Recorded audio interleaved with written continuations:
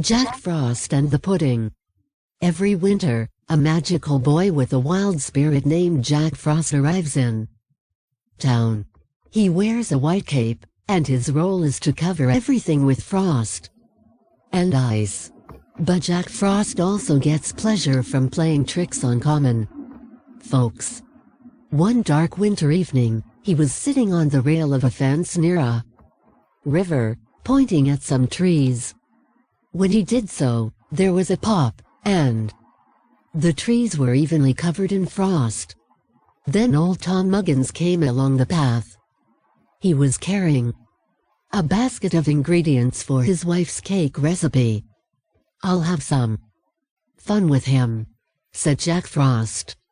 He pointed, and suddenly there was a patch of ice on the path.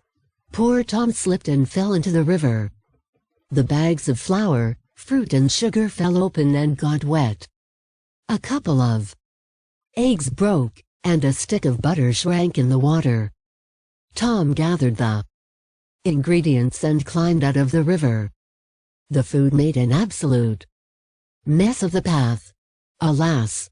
he cried. "There'll be no cake for me." Jack Frost laughed at poor Tom because his nice suit got soaked as well. "Are you cold?" he said. "Don't worry, I'll make you warm." He pointed at the mess in Tom's basket. Suddenly, there was a spark.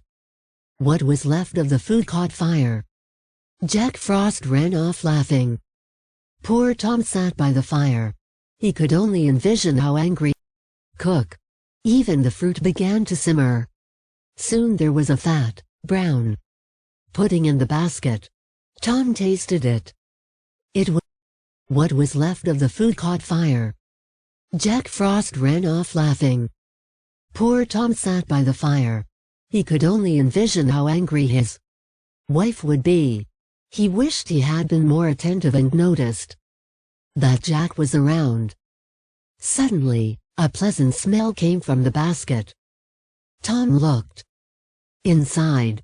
The butter was melting and the eggs were starting to cook. Even the fruit began to simmer. Soon there was a fat, brown pudding in the basket. Tom tasted it. It was delicious. He happily took it home for dessert. Although Jack Frost had tried to make Tom's life difficult, Jack had actually made Tom a wonderful pudding.